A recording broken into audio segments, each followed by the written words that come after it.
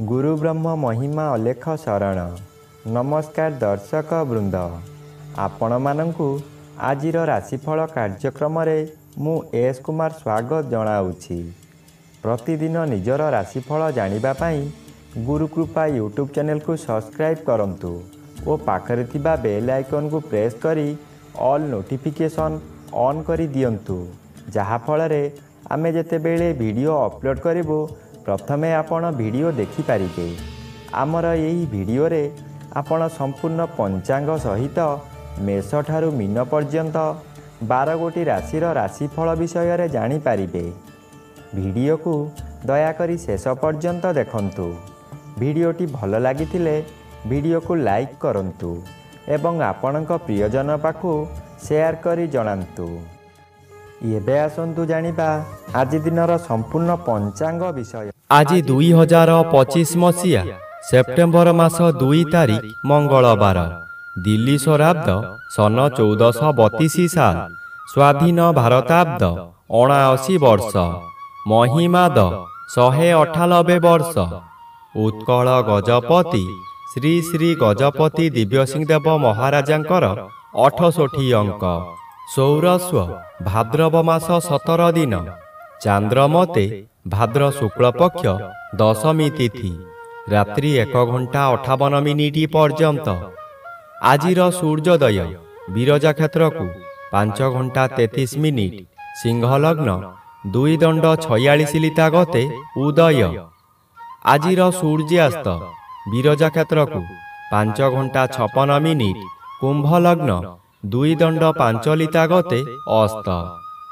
आज धनुचंद्र 60 दंड, मूला नक्षत्र रात्रि 8 घंटा 44 मिनिट पर्यंत। आज जन्मित शिशुर धनु राशि, क्षत्रिय वर्ण, दानवगण, रात्रि 8 घंटा 44 मिनिट गते नरगण। आज मृत व्यक्तिर 1 पाद पुष्कर दोष। निषिद्ध खाद्य आज कलम भोजन निषेध अटे।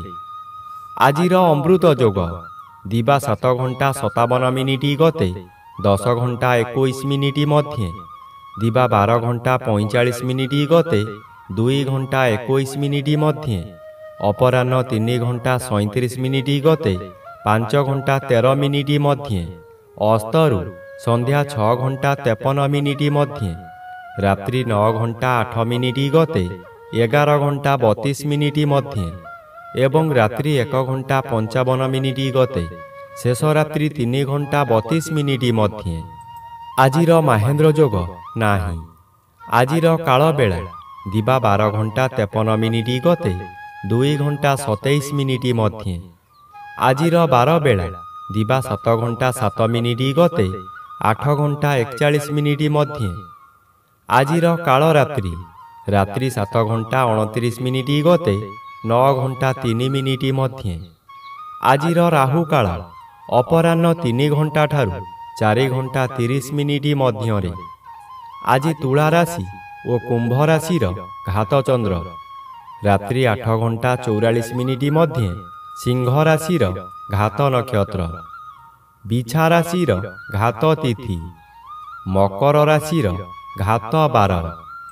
प्रिय बंधुगण, एबे आसंतु जानिबा मेष ठारू मीन पर्यंत 12 गोटी राशिर राशिफल विषय रे।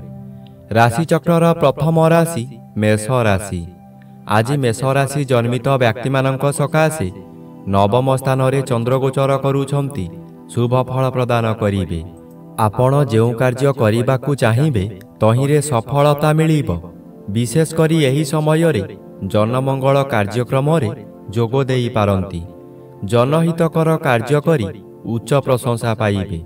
चतुर्दिगरु सम्मान मिलिबो। खुशी रे दिन काटिबे। एही समय रे भाग्य रे परिवर्तन होई जिवो। परिवारर गुरुजन माने आपणंकु आशीर्वाद करिबे। एबे आसंतु जानिबा राशिचक्र द्वितीय राशि वृष राशि विषय रे। आज वृष राशि जन्मित व्यक्ति मानक सकाशे अष्टम स्थान रे चंद्रगोचर करुथिबारु अति अशुभ फल मिलिबो। ଏହି ସମୟରେ ଆପଣ ଯେଉଁ ସ୍ଥାନକୁ ଯିବେ ସେଠାରେ କଳହ ହେବ। ବିଭିନ୍ନ ପ୍ରକାର କ୍ଷତି ହୋଇ ଆପଣଙ୍କ ମଥା ବିଚଳିତ ହୋଇଯିବ। ରାସ୍ତାରେ ଯିବା ସମୟରେ ଆପଣ ଅନ୍ୟମନସ୍କ ହୋଇପାରନ୍ତି। ସାବଧାନ ନ ରହିଲେ ଯାନବାହନ ଦୁର୍ଘଟଣାକୁ ଏଡ଼ାଇ ଦେଇ ହେବ ନାହିଁ। ଏହି ସମୟରେ ଆପଣଙ୍କୁ ଗରମ ଜ୍ୱର ମଧ୍ୟ ହୋଇପାରେ। ଏବେ ଆସନ୍ତୁ ଜାଣିବା ରାଶିଚକ୍ରର ତୃତୀୟ ରାଶି ମିଥୁନ ରାଶି ବିଷୟରେ। ଆଜି ମିଥୁନ ରାଶି ଜନ୍ମିତ ବ୍ୟକ୍ତିମାନଙ୍କ ସକାଶେ ସପ୍ତମ ଚନ୍ଦ୍ର ଅନ୍ୟ ଗ୍ରହ ଦ୍ୱାରା ବାଧା ପାଉଥିବାରୁ ଶୁଭ ଫଳ ବଦଳରେ ଅଶୁଭ ଫଳ ପ୍ରଦାନ କରିବେ। ହଠାତ୍ ଆପଣଙ୍କର କୌଣସି କାରଣରୁ ଆୟ ବନ୍ଦ ହୋଇଯିବ। ଯେତେ ଚେଷ୍ଟା କଲେ ମଧ୍ୟ ବ୍ୟବସାୟକୁ ବୃଦ୍ଧି କରିପାରିବେ ନାହିଁ। କର୍ମକ୍ଷେତ୍ରରେ ବିଶୃଙ୍ଖଳା ଦେଖାଦେବ। ଚାକିରି କରୁଥିବା ବ୍ୟକ୍ତି ଚାକିରିରେ ବହୁ ବାଧାବିଘ୍ନ ଦେଇ ଗତି କରିବେ।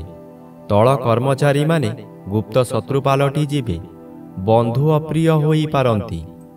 ଏବେ ଆସନ୍ତୁ ଜାଣିବା ରାଶିଚକ୍ରର ଚତୁର୍ଥ ରାଶି କର୍କଟ ରାଶି ବିଷୟରେ।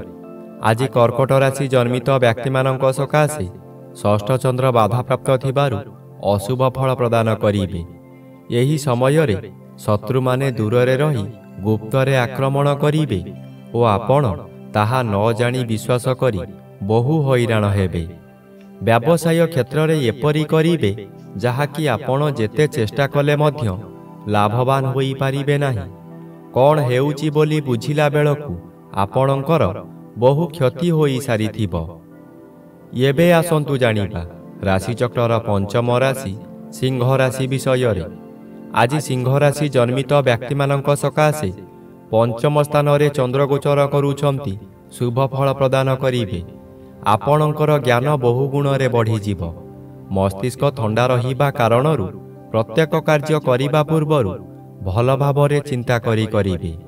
ବିଦ୍ୟାର୍ଥୀମାନେ ଯାହା ପାଠ ପଢ଼ିବେ ତାହା ସବୁଦିନ ସକାଶେ ମନ ମଧ୍ୟରେ ଛାପି ହୋଇ ରହିଯିବ। ଏହି ସମୟରେ ପ୍ରବଳ କ୍ଷୁଧା ଜାତ ହେବ। ଭଲ ଭଲ ଜିନିଷ ତଥା ଗରିଷ୍ଠ ଖାଦ୍ୟ ଖାଇ ପେଟ ରୋଗର ମୂଳଦୁଆ ପଡ଼ିବ। ଏବେ ଆସନ୍ତୁ ଜାଣିବା ରାଶିଚକ୍ରର ଷଷ୍ଠ ରାଶି କନ୍ୟା ରାଶି ବିଷୟରେ। ଆଜି କନ୍ୟା ରାଶି ଜନ୍ମିତ ବ୍ୟକ୍ତିମାନଙ୍କ ସକାଶେ ଚତୁର୍ଥ ସ୍ଥାନରେ ଚନ୍ଦ୍ରଗୋଚର କରୁଛନ୍ତି ଅଶୁଭ ଫଳ ମିଳିବ। ଆପଣ ଅର୍ଥ ସକାଶେ ବିକଳ ହୋଇ ଚତୁର୍ଦିଗ ଭ୍ରମଣ କରିବେ, କିନ୍ତୁ କୌଣସି ସୁଫଳ ମିଳିବ ନାହିଁ। କଥାରେ ଅଛି ଯେଣେ ଇଚ୍ଛା ତେଣେ ଯା, କର୍ମ ଘେନି ବୁଲୁଥା। ଆପଣ ଯାହା ବି କରନ୍ତୁ ଖାଲି ଅର୍ଥହାନି ହେବା ଛଡ଼ା ଲାଭ ହେବାର ପ୍ରଶ୍ନ ଉଠୁନାହିଁ, ଯାହାଦ୍ୱାରା ମାନସିକ ଚାପରେ ଆପଣ ବିଚଳିତ ହୋଇଯିବେ। ଆପଣଙ୍କ ମନ ମଧ୍ୟରେ ଗୋଟାଏ ଅଜଣା ଆତଙ୍କ ଖେଳିଯିବ। ଏବେ ଆସନ୍ତୁ ଜାଣିବା ରାଶିଚକ୍ରର ସପ୍ତମ ରାଶି ତୁଳା ରାଶି ବିଷୟରେ। ଆଜି ତୁଳା ରାଶି ଜନ୍ମିତ ବ୍ୟକ୍ତିମାନଙ୍କ ସକାଶେ ଘାତଚନ୍ଦ୍ର ଭୋଗ ହେଉଛି। ଘାତଚନ୍ଦ୍ର ସର୍ବଦା ଅଶୁଭ କରାଇବ। ଘରେ ବାହାରେ ପ୍ରତ୍ୟେକ ସ୍ଥାନରେ ଆପଣ ଅପଦସ୍ଥ ହେବେ। ବହୁ ପରିମାଣର ବ୍ୟୟ ହେବ। ଶରୀର ଅସୁସ୍ଥ ରହିବ। ମଥା ବିଚଳିତ ରହିବା କାରଣରୁ ରାସ୍ତା ଦୁର୍ଘଟଣା ମଧ୍ୟ ହୋଇପାରେ। ସତର୍କ ରୁହନ୍ତୁ। ଆଜି କାହାରି ସହିତ ଯୁକ୍ତିତର୍କ କରନ୍ତୁ ନାହିଁ। ନିଜ ମନକୁ ଶାନ୍ତ କରନ୍ତୁ।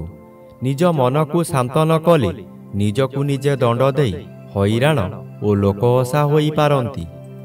ଏବେ ଆସନ୍ତୁ ଜାଣିବା ରାଶିଚକ୍ରର ଅଷ୍ଟମ ରାଶି ବିଛା ରାଶି ବିଷୟରେ। ଆଜି ବିଛା ରାଶି ଜନ୍ମିତ ବ୍ୟକ୍ତିମାନଙ୍କ ସକାଶେ ଦ୍ୱିତୀୟ ସ୍ଥାନରେ ଚନ୍ଦ୍ରଗୋଚର କରୁଛନ୍ତି ଶୁଭ ଫଳ ମିଳିବ। ଆପଣଙ୍କୁ କିଛି ବ୍ୟକ୍ତି ଅସହଯୋଗ କରୁଥିବା ସ୍ଥଳେ ଅନ୍ୟ କିଛି ବ୍ୟକ୍ତି ସହଯୋଗର ହାତ ବଢ଼ାଇ ଆପଣଙ୍କୁ ଉଚ୍ଚକୁ ଉଠାଇ ନେବେ। ବାଧା ଆସୁଥିବା ସ୍ଥାନରୁ ବିଳମ୍ବରେ ହେଉ ପଛେ ସଫଳତା ମିଳିବ। ଆପଣଙ୍କ ଉଦ୍ୟମ ଫଳପ୍ରଦ ହେବ। ଉତ୍ତର ଦିଗରୁ କୌଣସି ବ୍ୟକ୍ତି ଆପଣଙ୍କ ସହିତ ଯୋଗାଯୋଗ କରି ଶୁଭ ଖବର ଦେବେ। ଆଗାମୀ ଦିନ ସକାଶେ ଆୟର ସନ୍ଧାନ ଦେବେ ଓ ଆପଣଙ୍କୁ ଯୋଗାଯୋଗର ସାହାଯ୍ୟ କରିବେ। ଏବେ ଆସନ୍ତୁ ଜାଣିବା ରାଶିଚକ୍ରର ନବମ ରାଶି ଧନୁ ରାଶି ବିଷୟରେ। ଆଜି ଧନୁ ରାଶି ଜନ୍ମିତ ବ୍ୟକ୍ତିମାନଙ୍କ ସକାଶେ ଶ୍ରୀଚନ୍ଦ୍ର ଗୋଚର କରୁଛନ୍ତି। କିଛି ଶୁଭ ଫଳ ମିଳିବ। ଏହି ସମୟରେ ଗୃହରେ କିଛି ମାଙ୍ଗଳିକ କାର୍ଯ୍ୟ ହୋଇପାରେ। ଖୁବ୍ ଧୁମଧାମରେ ଆନନ୍ଦ ଉତ୍ସବ ପାଳିବେ। ନିଜ ପାଖରେ ଅର୍ଥ ଥାଉ କି ନ ଥାଉ ସ୍ୱାଦିଷ୍ଟ ଭୋଜନ କରି ନିଜେ ଭୋଜନ କରିବା ସହିତ ପରିବାର ଲୋକଙ୍କୁ ଖୁଆଇ ଆନନ୍ଦ ଅନୁଭବ କରିବେ। ଆଜି ଦିନରେ କଦାପି ନୂତନ ଗୃହ ଆରମ୍ଭ କରନ୍ତୁ ନାହିଁ। ଗୃହ ଆରମ୍ଭ କଲେ ତାହା ଅଧାରୁ ବନ୍ଦ ହୋଇପାରେ କିମ୍ବା କୌଣସି ଅଘଟଣ ଘଟିପାରେ। ଏବେ ଆସନ୍ତୁ ଜାଣିବା ରାଶିଚକ୍ରର ଦଶମ ରାଶି ମକର ରାଶି ବିଷୟରେ। ଆଜି ମକର ରାଶି ଜନ୍ମିତ ବ୍ୟକ୍ତିମାନଙ୍କ ସକାଶେ ଦ୍ୱାଦଶ ସ୍ଥାନରେ ଚନ୍ଦ୍ର ଓ ଅଷ୍ଟମ ସ୍ଥାନରେ ରବି ଗୋଚର କରୁଥିବାରୁ ଅଶୁଭ ଫଳ ମିଳିବ।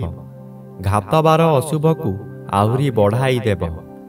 ମନ ମଧ୍ୟରେ ଦୁଶ୍ଚିନ୍ତା ବଢ଼ିଯିବ। ଆପଣ ଯାହା ବି କରନ୍ତୁ ତହିଁରେ ଖର୍ଚ୍ଚ ବ୍ୟତୀତ ଲାଭର ପ୍ରଶ୍ନ ଉଠୁନାହିଁ। ଏହି ଦ୍ୱାଦଶ ଚନ୍ଦ୍ରରେ ଅତିରିକ୍ତ ବ୍ୟୟଭାର ବଢ଼ିଯିବ। ଆପଣ ହତାଶ ହୋଇଯିବେ। ସୁଖ ସନ୍ଧାନରେ ବିଭିନ୍ନ ସ୍ଥାନକୁ ଯାତ୍ରା କରିବେ। ଶରୀର ଅସୁସ୍ଥ ହେବ। ବନ୍ଧୁବାନ୍ଧବ ଅଶାନ୍ତି ହେବେ। ଏବେ ଆସନ୍ତୁ ଜାଣିବା ରାଶିଚକ୍ରର ଏକାଦଶ ରାଶି କୁମ୍ଭ ରାଶି ବିଷୟରେ। ଆଜି କୁମ୍ଭ ରାଶି ଜନ୍ମିତ ବ୍ୟକ୍ତିମାନଙ୍କ ସକାଶେ ସପ୍ତମ ସ୍ଥାନରେ ରବି ଗୋଚର କରୁଛନ୍ତି ଅଶୁଭ ଓ ଆଜି ଘାତଚନ୍ଦ୍ର ଭୋଗ ହେଉଥିବାରୁ ଅତି ଅଶୁଭ ଫଳ ମିଳିବ। ଆପଣ ଯେଉଁ କାର୍ଯ୍ୟ କରୁଥିଲେ ହଠାତ୍ ତାହା ପରିବର୍ତ୍ତନ କିମ୍ବା କାର୍ଯ୍ୟ ହାତରୁ ଚାଲିଯାଇପାରେ, ଯାହାକୁ ଆପଣ ବରଦାସ୍ତ କରି ନ ପାରି ବିଚଳିତ ହୋଇଯିବେ। ଆର୍ଥିକ ମେରୁଦଣ୍ଡ ଦୋହଲିଯିବ। ଏତେ କଷ୍ଟରେ ଥାଇ ମଧ୍ୟ ପରିବାର ସକାଶେ ଚିନ୍ତିତ ରହିବେ। ବାଧ୍ୟ ହୋଇ ଖର୍ଚ୍ଚ ଉପରେ ଖର୍ଚ୍ଚ କରିବେ ଓ କରଜ କରିବାକୁ ବାଧ୍ୟ ହେବେ। ଏବେ ଆସନ୍ତୁ ଜାଣିବା ରାଶିଚକ୍ରର ଦ୍ୱାଦଶ ବା ଶେଷ ରାଶି ମୀନ ରାଶି ବିଷୟରେ। ଆଜି ମୀନ ରାଶି ଜନ୍ମିତ ବ୍ୟକ୍ତିମାନଙ୍କ ସକାଶେ ଦଶମ ଚନ୍ଦ୍ର ଅନ୍ୟ ଗ୍ରହ ଦ୍ୱାରା ବାଧା ପାଉଥିବାରୁ ଶୁଭ ଫଳ ବଦଳରେ ଅଶୁଭ ଫଳ ପ୍ରଦାନ କରିବେ। କର୍ମକ୍ଷେତ୍ରରେ ଅସଫଳ ହୋଇ ଅପମାନିତ ହେବେ। ଉପରିସ୍ଥ ଅଫିସରଙ୍କ ନିକଟରେ କାମ କରି ନ ପାରିବାରୁ କାମ ହାତଛଡ଼ା ହୋଇଯାଇପାରେ। ସହକର୍ମୀମାନେ ପରିହାସ କରିବେ। ଆପଣ ଦୁଃଖରେ ଭାଙ୍ଗି ପଡ଼ିବେ। ଆପଣ ଯାହା ଚାହିଁବେ ତାହା କରିପାରିବେ ନାହିଁ। ଷଷ୍ଠ ସ୍ଥାନରେ ରବି ଗୋଚର କରୁଥିବାରୁ ଅକସ୍ମାତ୍ ଅଜଣା ସ୍ଥାନରୁ ଧନ ପ୍ରାପ୍ତି ହୋଇପାରେ।